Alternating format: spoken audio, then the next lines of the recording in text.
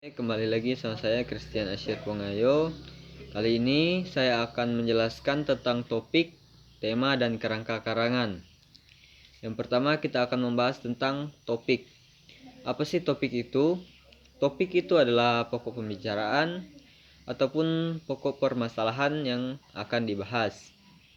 Kalau topik karangan itu apa? Topik karangan itu adalah pokok pembicaraan yang digarap menjadi sebuah karangan. Menurut Wayne Thompson, topik itu ada sumber-sumber yang dapat diambil untuk sebuah topik.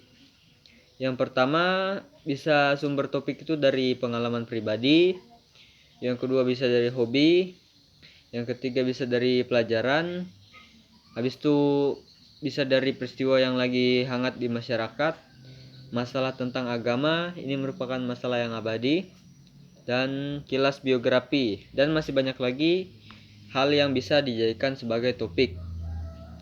Selanjutnya saya akan membahas tentang hal-hal yang perlu diperhatikan dalam memilih topik. Yang pertama, kita tuh harus melihat apakah topik itu bermanfaat atau tidak. Yang kedua itu apakah topik tersebut menarik untuk dibahas. Yang ketiga itu dikenal oleh masyarakat luas atau masyarakat banyak. Selanjutnya itu bahannya itu mudah diperoleh agar orang yang membuat topik ini dalam menyusunnya itu lebih mudah. Dan topik itu juga punya batas-batasnya. Apa saja batas-batas dari topik itu? Yang pertama, batas dari topik itu adalah kedudukannya sentral.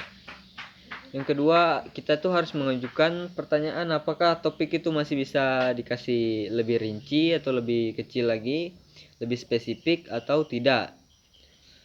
Jika kalau topik itu sudah lebih rinci, bisa dikasih lebih kecil lagi, maka kita ambil bagian yang sudah rinci tersebut. Cara membuat topik itu seperti apa sih? Cara membuat topik itu kita yang pertama tahu apa yang akan dibahas, dan yang kedua buat topik tersebut menjadi topik yang sangat-sangat khusus atau diperkecil. Oke, selanjutnya saya akan membahas tentang tema. Tema itu apa sih? Tema itu adalah gagasan pokok atau ide pikiran yang dibuat agar semua orang. Tema itu biasa di paling awal biasa ya. Syarat-syarat tema itu apa saja? Syarat ini hampir mirip seperti topik tadi. Yang pertama itu dia menarik. Yang kedua tuh dikenal oleh masyarakat umum atau masyarakat luas, dan bahannya mudah diperoleh, dan tema itu juga tidak boleh terlalu umum. Apa sih tujuan untuk membuat tema itu? Biar penulisnya itu bisa fokus tentang pada pokok bahasan apa yang akan dia bahas. Itu dia jadi fokus ke satu titik, itu tidak berpindah-pindah. Oke, selanjutnya saya akan membahas tentang kerangka karangan. Apa itu yang dimaksud dengan kerangka karangan itu?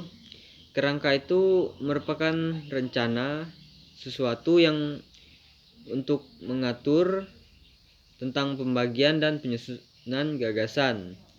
Itu fungsinya itu ya untuk mengatur hubungan-hubungan di antara gagasan yang ada, dan itu bisa sebagai mempermudah oleh pengarang untuk mengatur karangannya.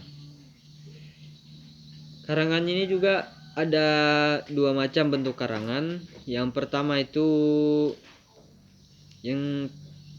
kerangka topik yang berfokus pada topik itu, dan kedua kerangka kalimat.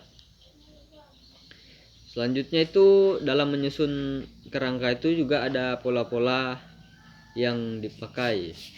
Pola yang pertama itu bisa jadi pola alamiah, dan yang kedua pola logis.